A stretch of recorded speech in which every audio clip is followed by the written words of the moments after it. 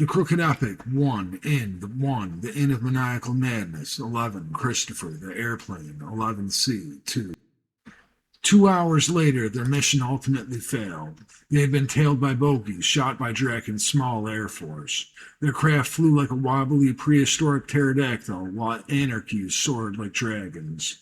Then, for over 3 hours, Christopher helplessly stared into Gerard's tenuous eyes, waiting for peacefulness to return in one sparkling yearning from tomorrow's lulling determination through convalescent light and the hiding miracles of unexplainable sights. Skies on Earth, forever blue, darkening throughout the crossing of space between stars, unclouded, independently reclaimed, each absorbed in reinterpretation with the eternal fading unacceptance of death. Mr. Gerard Hill's mouth was twitching on both corners for half an hour, higher against his nasolabial sulcus, and higher as his pain internalizes and gradually naturalizes like a dimple. At the same time, he instinctively slowed metabolization for overworked nerves in his body. He was grimaced into benign horror or loss of hope, calmly numbing like divine preordination. Clarence, too, was unable to speak coherently or adjust his broken limbs after the turbulent plane crash. They both had suffered contusions and hemorrhages. There were moments when Mr. Good felt familiarly at ease, searching his peripheral surroundings for the materials to comfort his friends, covering their bodies from the unanticipated elements and allowing the rest. Wherever they had landed, albeit uncharted and only recently investigated in private, was within miles of the roaring delta north of Cobb. Nonetheless, the exploding sounds of their fire, descent, and mutilating wreck were surpassed by the great waves of raging waters in the wake of this alien civilization's extraterrestrial mutiny. The gods of this planet had angrily watched the treason of these evil tyrants whose empire was quickly crumbling after the sacrifices of young Alexander Good. A cool breeze through was all Christopher recognized of his extrication by force of humans' advance to failure against unconquerable worlds, flowing slowly across the skin of his brow and along the ridges of his eye sockets, gradually soothing their throbbing like memories at morning's awakening. So as the rustling leaves hushed the afternoon's swelling acknowledgment of imminent doom, Christopher Good's relief was like icy remembrance of time neither still nor captured, as seals of northern hemispheres would have kept during the unvolunteered exhibition and handling by men whose scientific minds have known mistake and falter long before mastery. The sunlight, too, began its showing of unimaginable journeys ahead. As quickly, abnormally, deep darkness fell in the forest, settling into the ensuing silences, disturbed solely with the brief interruptions of noise and jarred with overlapping traces of just perceived hypothetical dangers in Mr. Good's preconditioned brain. Survival in cabins on the Atlantic warships, nights of murderous cries of traumatized soldiers, or unforgettable scenes of repressed flashbacks. This was the act of living, ritually burned in Chris's heart. Then, after Christopher Good pushed himself along gnarls of thick and exposed roots to lean up against the tall, wildly reaching pine, he looked out above the shuddering bodies of the hill cousins blindly. His companions were breathing, unconscious, and he was lost except for those prayers always held along one's soul, like Moses' commandments which had kept our arms strong. So close to sleep himself, with his spine pressed to the wide trunk, he was startled back by the strange sound of barking. A surreal tingle rushed through his shoulders and neck when he listened to the howling thing in the night. When they had crash landed to the east of the delta, he had not seen mountains or nor raised terrain of any kind, but those awful sounds came from high, like an echoing thunder above.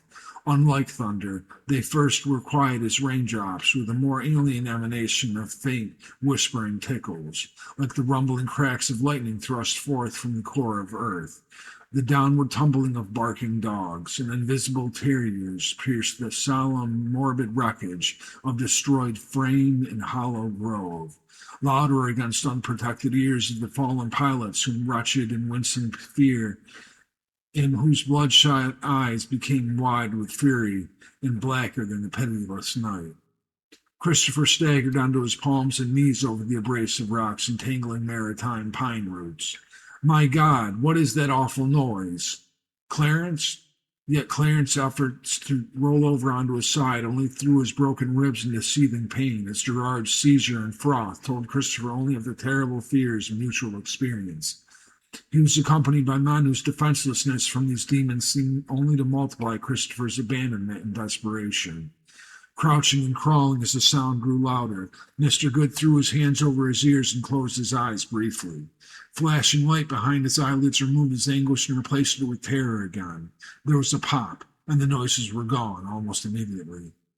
Mr. Good pushed his hands back on the ground, looking around the campsite which this presence's bowels had swallowed. He glanced to his left and saw Clarence's heaving chest, his face hidden still in panic with twitching elbows wrapped closely around his face. Gerard, too, was rolled over, sobbing with the throes of maddening psychosis. Christopher Good could almost stand on his feet. His lug muscles were wobbling in shock. He huddled over Gerard and put his hand on the man's arm. Clarence's Hill began moaning, his voice breaking and forced through his shivering, bleeding jaw. It had not made any sense to Christopher, the events that had just taken place. He had not been able to identify any rational reason these sounds would have such wicked effects on the pilots. He ascertained the relation between the perplexing geographic anomalies seen from the plane and his contact with these strange people of this planet, and was able only to consider the involvement of supernatural powers beyond human knowledge. Another pop, and the barking returned, though. Closer to the ground first, flying and rushing through branches and trees, yapping like an untrained dog at a cat caught in a tree. It vanished again, and Christopher Good snapped his neck around the dark grove. For a moment, too dark for him to make out the faces or even shapes of the bodies of his two friends, Christopher Good moved back to the tall pine tree with its coarse and brittle bark and rubbed his eyes with his head, bowed in sheer disbelief, fighting back against his own mind. With his palms over his cheeks and knuckles curled against his brow, the quietness eerily drew him into a state of paranoia. As he opened his eyes, looking downward, he saw a brown, furry canine face emerging from the roots below his waist. She raised her snarling snout from the dirt below and shrieked a bone-rattling growl, unlike any dog he had ever heard of. Mr. Good was concussed before he fell down onto the shaking ground and reawakened in the morning to see his friends' dead bodies with expressions of astonished, overwhelming, heart-gripping fear. The hairs on his arms were white, and when he touched his head, white and gray hairs fell down his forehead like tufts of loosened cotton. He dreamt of the dog and Weir. His sons had chased it for 2 consecutive summers. Christopher decided to call the dog Roger.